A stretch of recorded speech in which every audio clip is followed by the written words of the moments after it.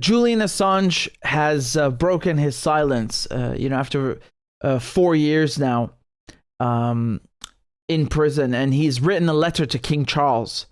And I think it's, perfect timing because just 2 days before the coronation, you had World Press Freedom Day. So I kind of wanted to talk about all these things in one go, right? Because in the West, in Europe and in America, we talk about democracy and we talk about having a free press, but we don't actually have that. I'm one of just a handful of journalists who've covered Julian Assange's case from inside the courtroom.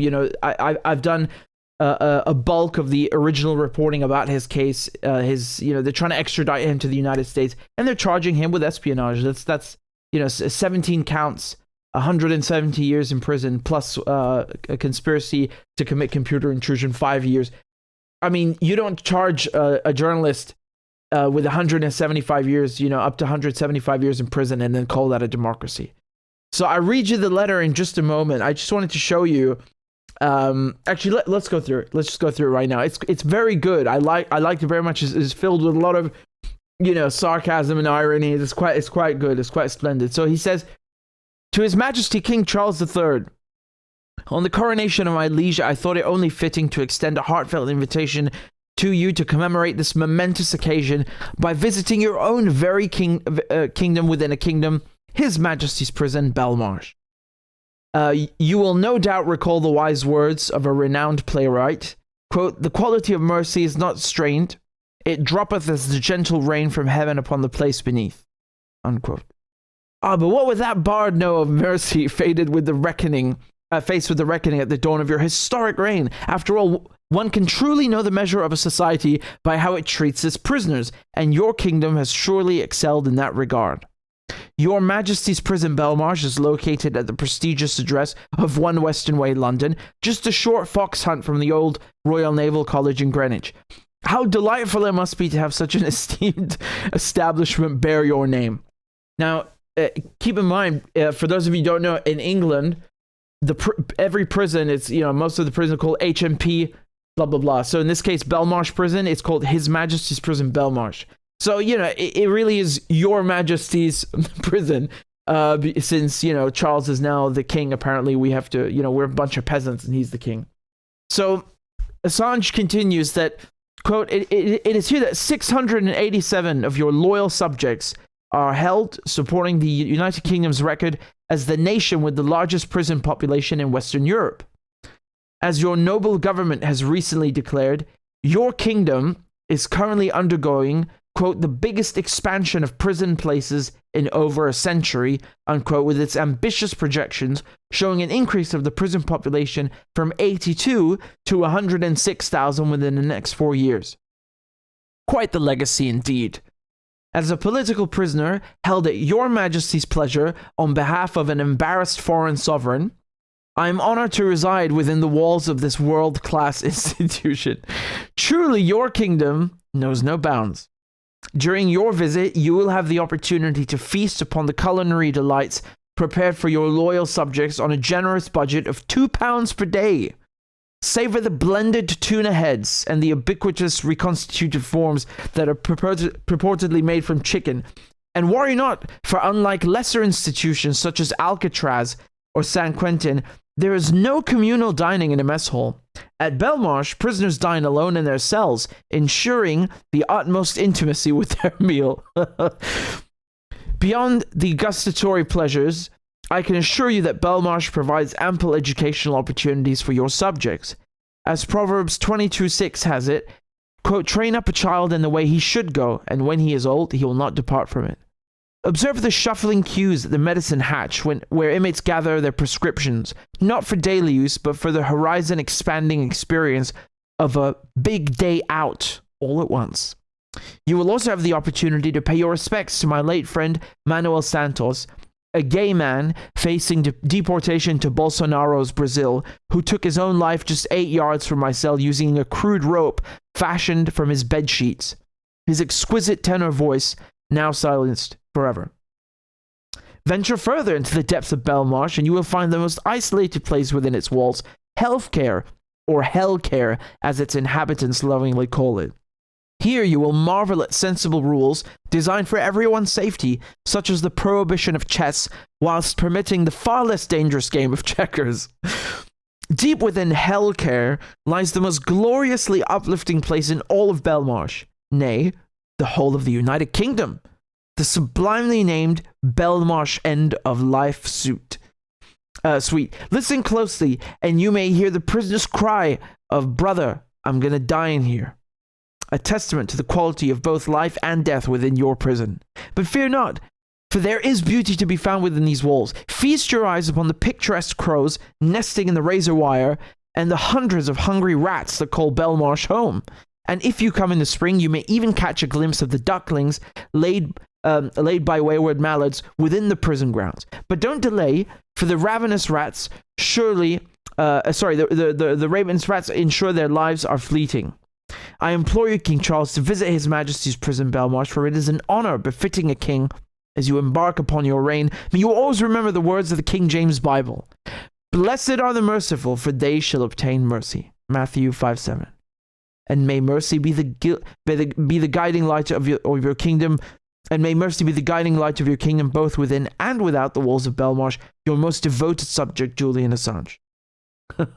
I mean, it's very well written. It's excellent, and he strikes a very a very fitting tone of irony here, because after all, this is a so-called kingdom, and Julian Assange is an Australian citizen, so he's Commonwealth, and apparently we are all subjects of the king. We're not citizens, so we are nothing but a bunch of peasants. I appreciate in his letter, though, that at the end he still kind of he prods them and says, remember what the Bible says, right? Remember mercy and let me out. You're going to have people say, but the king has no influence in politics. And we obviously know that's not true, right? I mean, as we were saying, the British royal family is the only royal family that still has still retained all of its power, all of its wealth, and its magnitude in the 21st century. Money buys you power, and they have power. I mean, even politically, remember this, they call it a formality that every incoming and outgoing prime minister is to go to the monarch, to the head of state. And it's not a formality, because it is a necessity. Look at the concept of royal assent. Every law that's passed by the parliament has to be given royal assent. Basically, the reigning monarch, has to say yes. They sign a paper and an adjacent document, and they can actually withhold it. We were talking about what was it, Queen Mary in 1708. She was afraid of some Scottish militia being used against her or whatever. So she actually put her foot down and said, no, it's not going through. So don't come here and tell me that royal assent is just a formality and it hasn't been used in 300 years. I don't care. It can be used, right? So then it's a political tool. So then the reigning monarch, the head of state, does have a role in politics in Britain. It's a fact. Anyway, I'm ranting because the coronation just happened, and Julian Assange is, of course, making mention of that King Charles, you're embarking upon your reign. You're just about to begin it, and perhaps you can let me out and show some actual mercy. And remember, during the coronation, there was one moment where Charles, he says, I am here not to be served, but to serve. Yeah, really? Let's see. Because those 250 million pounds that you used just for your coronation was, looked more like something, a feudal country would do. Here on the same day, the Australian Prime Minister said that the Americans' attempt to extradite Assange is pointless, right? So Albanese is his name. He said, quote, there's nothing to be served by his ongoing incarceration. And Albanese and his government, who just took over last year in Australia, they have been the most vocal about getting Julian Assange out of prison, because before that they wouldn't even mention his name nothing. You know, nothing. They acted like remember, he's their compatriot, right? He's their fellow countryman. They're supposed to take care of him. They're supposed to help him in this situation. If it was another journalist, an Australian journalist held in Egypt or Iran or what, the repressive regimes that we keep hearing about, they would help them, and they have done that. So why don't they afford Julian Assange the same protections, right? In any case, this government, I mean, nobody knows what they're actually doing behind the scenes, how much pressure they're exerting. I really don't think they can do anything, unfortunately. And I say this with a heavy heart. I really don't think the Australian government can do anything. Australia is a British colony that is basically an unsinkable aircraft carrier for the Americans, and they're gearing up for a war with China. The last thing on either of their minds is Julian Assange, and I really say that with regret and a heavy heart, because he should be the first thing on their minds. These countries calling themselves democracies and fighting for press freedoms. Do it then. Here's a fight. Get him out of prison. But in any case, I don't want to slam the Australian government. I'm really trying to tell you that country is being used by America against China in the coming war, and God forbid, I hope I'm wrong. God forbid that there's a war, and I hope I'm wrong. Let me just show you this sign. This is from Code Pink. Benjamin. I forgot her last name. Excuse me, Medina. Yeah, Benjamin Medina. She came in and stopped Blinken while he was speaking. So that's the U.S. Secretary of State, and she held up a sign for Assange. Excuse us, we can't use this day without calling for the freedom of Julian Assange. Yeah, I mean, Jesus Christ, can you look behind him? They're literally talking about World Press Freedoms, right? So about World Press Freedom Day. So it says behind them RSF, so Reporters Without Borders. How in God's name are you speaking about World Press Freedom Day and you don't talk about Julian Assange?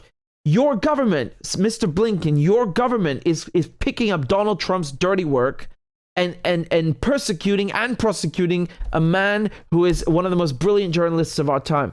You are guilty. You are complicit. How on earth do you insult journalism, the entire profession of journalism, and the entire concept of World Press Freedom Day by going there and leaving out his name and continuing to hurt that man and really create such an extraordinary precedent where journalism is criminalized. National security journalism is criminalized to such an extent that the Americans will hunt you down across the Atlantic and drag you into their maximum security prisons and try to get away with that. I mean, this is insane. This is insane. This is the most repressive case against a journalist in history. I mean, 175 years.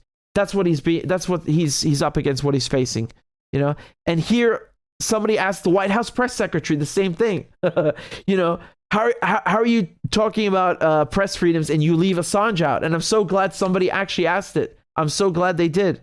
One more press freedom question. Advocates on Twitter today have been talking a great deal about how the United States is engaged in hypocrisy by talking about how Evan Gershkovich is held in Russia on espionage charges. But the United States has Espionage Act charges pending against Julian Assange. Can you respond to that criticism? What is the criticism? Well, the criticism is that the argument is that Julian Assange is a journalist who engaged in the publication of government documents. The United States is accusing him of crime under the Espionage Act, and that therefore the United States is losing the moral high ground when it comes to the question of whether a reporter engages in espionage as a function of his work. So can you respond to that? Look, I'm not going to speak to Julian Assange in that case from here. What I will say is, and you heard directly from the president, when today in his statement on this... Look, I'm not going to answer your question. I'm just going to continue to be a hypocrite. What do you mean you're not going to speak to Julian Assange's cases? You goddamn better speak to that. You better address this. That was a very good question. Engages in espionage as a function of his work. So can you respond to that? Look, I'm not going to speak to Julian Assange in that case from here. What I will say is, and you heard directly from the president, when today in his statement on this anniversary, but also during the dinner where he talked about the freedom of the press and how important it is to protect journalists, because it is part of our democracy, right? It is important to have that if we want to have a democracy, right? It is part of Lady, I agree with you. But can you apply what you're saying? Can you turn the words into acts, right? Why don't you practice what you preach? Practice what you're preaching to the rest of the world. Come on, please. Maybe I haven't, all of us, we haven't been asked nicely enough. Part of how we move forward, telling the facts, being able to tell the truth, and be able to reporters to do that freely. And so the president's going to continue to speak to that. The president's going to continue to work to make sure that these Americans who are, again, held hostage, who are wrongfully detained, come home. And that is something that we have seen under this administration. He's been able to do more than a dozen times. And so you see this president's commitment in just this last 2 years. We put forward additional tools to do that, to deal with this matter. And so that's what I can speak to. That's what I can speak to the president's commitment on this. I'm not going to weigh in on comments about Julian Assange. Go ahead. It's very sad. It's you saw Joe Biden talk about protecting journalists. I commented on that the other day. She's talking about it, but then shirking, her responsibility to address these questions and address Assange's case. And you saw Blinken just sitting there and say nothing. You see all these actors from the U.S. government, the spokesperson, the Secretary of State, the president. They are actively pursuing this and then preaching to the world at the same time. You can't do that. You can't do that. I'm glad Julian Assange broke his silence and he wrote a letter to the king, the so-called king. It was a great letter. And again, if you guys are you don't know enough about Julian Assange's case, or you're new to the channel, I have an entire playlist of all my coverage, from 2020, was it? I forget. It's been going on for 2-3 years now, right? It's very lengthy. For the last 3 years, all of it, the entire case, on my channel right here. So go and watch the videos. It is very long, but it is a very simple concept. This guy engaged in some of the best journalism that all these big newspapers used. They profited off of his publishing, and what WikiLeaks did. And then they threw him under the bus, and now they all stay quiet and they don't say anything to advocate for his release. It's very shameful. So I hope that we will see him released and that his government, the British government, actually do something about it and save him before it's too late.